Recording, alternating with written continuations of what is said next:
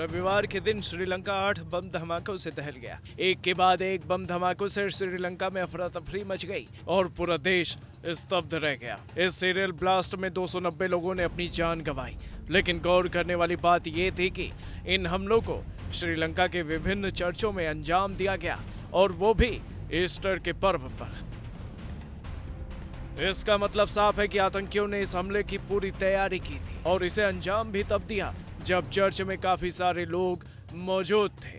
अभी तक किसी भी आतंकी संगठन ने इस हमले की जिम्मेदारी नहीं ली है, लेकिन शक की सुइयां घूम रही हैं नेशनल तौहीद जमात की तरफ।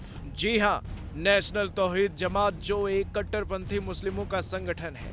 अभी तक नेशनल तौहीद जमात ने इस हमले की जिम्मेदारी नहीं ली, लेकिन ये हमला जिस प्रकार से किया गया और जिन लोगों को इसका शिकार बनाया गया, उससे शक की सुई इसी संगठन पर जा रही है। ऐसा नहीं है कि श्रीलंका में ये सीरियल ब्लास्ट अचानक हुआ।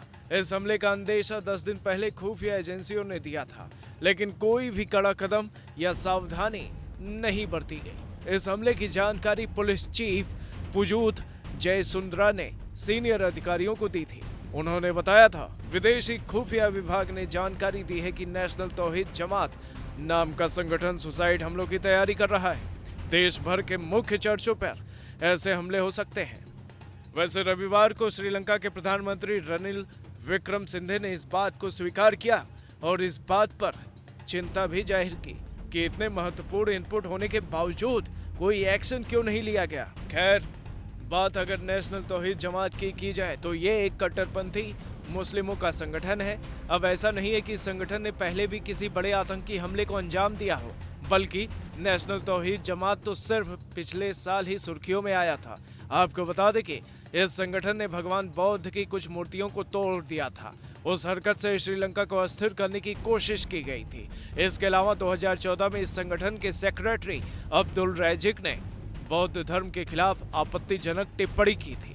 नेशनल तौहीद जमात की इन हरकतों की वजह से इस पर प्रतिबंध लगाने तक की मांग की गई थी। खुद peace loving Muslims in Sri Lanka ने इस संगठन के खिलाफ कार्रवाई करने की मांग की थी। इस संगठन पर प्रतिबंध लगाने के लिए peace loving Muslims in Sri Lanka, संयुक्त राष्ट्र मानवाधिकार, श्रीलंका के राष्ट्रपति और अन्य राजनयिकों को पत्र तक लिखा था। वैसे नेशनल तौहीद जमात पर प्रतिबंध तो नहीं लगा, लेकिन 2016 में अब्दुल रैजिक को हिंसा भड़काने के चलते गिरफ्तार किया गया था। अब इसी संगठन पर यह आरोप लग रहा है कि इसने इस आत्मघाती हमले को अंजाम दिया है। वैसे श्रीलंका के प्रधानमंत्री को इस हमले के पीछे विदेशी ताकतों का भी हाथ लगता है।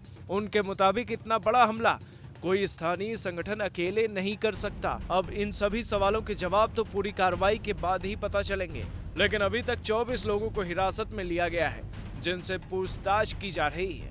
आपको बताते चले कि श्रीलंका में क्रिश्चियन समुदाय को अल्पसंख्यक माना जाता है और वहां की कुल आबादी का बस 7.5% है। इस समुदाय के लोग श्रीलंका में पहले भी हिंसा का शिकार हुए हैं। ब्यूरो रिपोर्ट, भारत तक।